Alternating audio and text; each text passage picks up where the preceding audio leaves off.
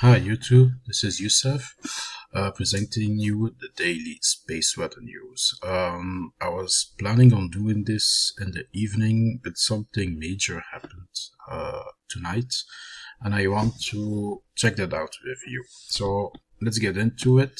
But before that, let's just check something so that there are no misunderstandings. I'm gonna show you.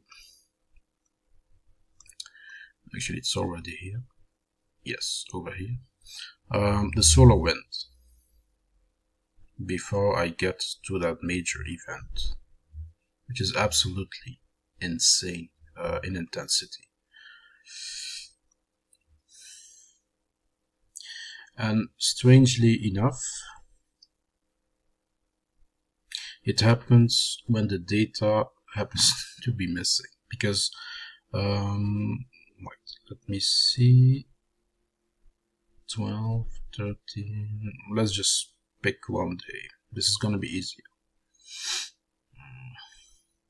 So it happened around 2 o'clock in the morning.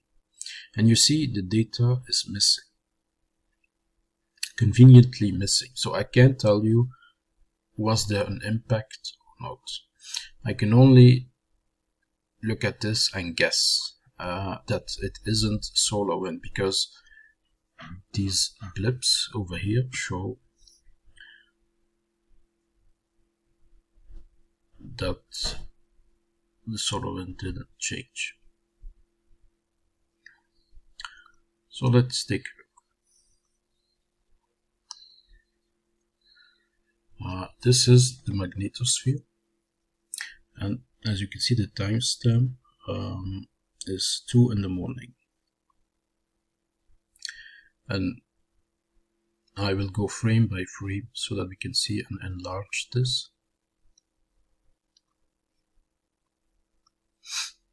I will go back 1 frame so you see something over here, like a line, like a wall coming in. And when we go further, it looks like something impacted. I don't know if it's solar wind, I don't know what it is, but look what happens next. It is strongly enough to compress the magnetosphere severely.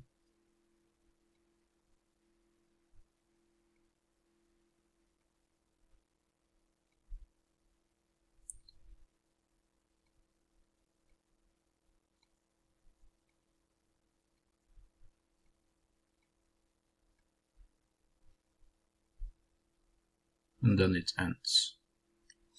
So is it something impacting our magnetosphere? Difficult to say. But let's check the other metrics, especially this one. Personally, I don't think it was solar wind. I don't think at all. Maybe something else, maybe cosmic rays, maybe neutrons coming from the sun. I don't know. I'm not an astrophysician, so I'm a bit in the dark. But let's take a look at the magnetopause position when this happens. So I'm gonna move again frame by frame to show you what exactly happens. So we look at the timestamp. I will go back, and it starts at 2 in the morning. Immediately we see strange behavior inside, around geosynchronous orbit. Then it happens. Something happens. I don't know what it is. There you go. It compresses completely. Is it a magnetic field, an outside magnetic field, strong enough to do this? I don't know, but watch further. It gets compressed even further, and there is no solar wind whatsoever. I mean, you don't see it. It would be all around. There is nothing. This is either magnetic, or these are other particles that can be measured, neutrons, I don't know, something that doesn't show on the metrics. Then it decompresses, and this is normal. This is because it got compressed almost into geosynchronous orbit, and then of course it decompresses. The decompression is extreme, as you can see over here. Look at the shape of all this. It's almost symmetrical. I have never seen this like that, never. I don't know what's causing this. This is absolutely unheard of. It goes well beyond the geosynchronous orbit, its effect. And I'm guessing this is just because it's got compressed to an extreme level that the decompression has caused this. Again, we see strange things happening in the position of the magnetopoles. And I'm going to move. Then it becomes kind of normal again. But notice that this all takes place. I think there's data missing at some point. Yes, there it is. Look at the timestamp. This is 3 in the morning. We're still there. And then all of a sudden it jumps 4 hours. Completely 4 hours. So that's unfortunate. But at least we could see that something happened. I will also show you over here. And I talked about this yesterday and told you that I believe that this is what's causing this. The closed field lines, something happening with them. And interestingly enough, when we go at 2 in the morning,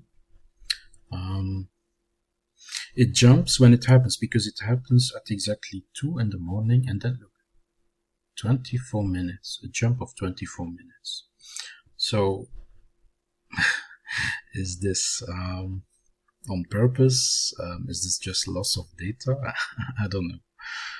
But I found it extremely odd to see this happen at the exact time when our magnetosphere got compressed to unseen levels. And another thing of interest is the magnetopause standoff position in this metric. Here you can clearly see that whatever happened almost instantly, and we saw this earlier. It happened, you can see, in the spans of minutes. So it's extremely fast. You see, 4 minutes, 4 minutes, 8 minutes, 12 minutes,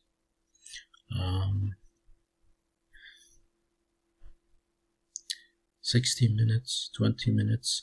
So it happens in almost half an hour, and the impact is immediate. But then, for some strange reason, the data conveniently is missing. This is, but we can also immediately see from this, it goes right into geosynchronous orbit, and then probably shoots back when it's decompressed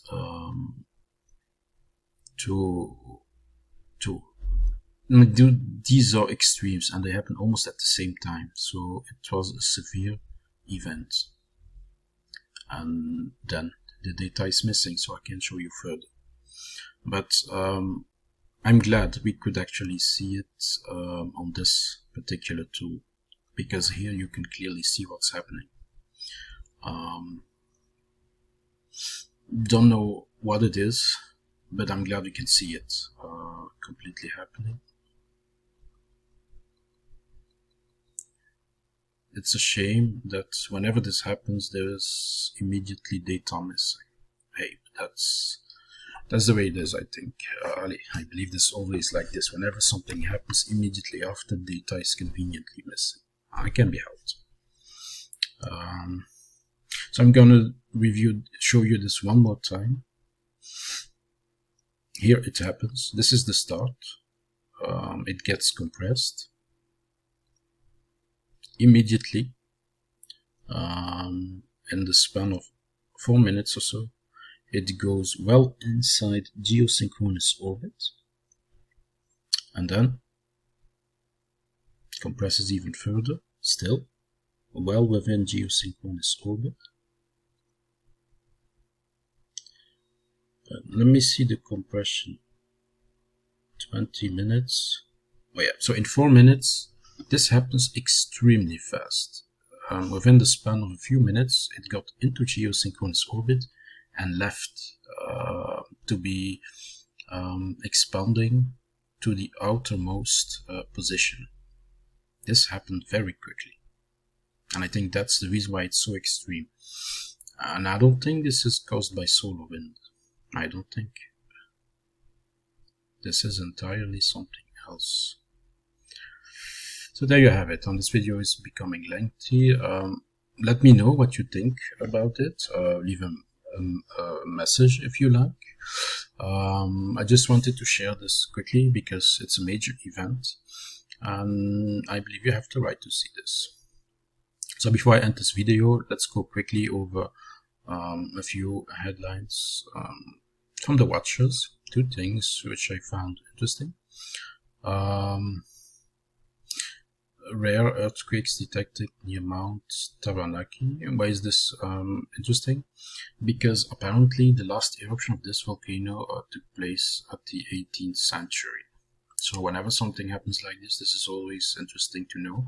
The earthquakes are shallow, they are not big, but this means there is movement of lava beneath the volcano.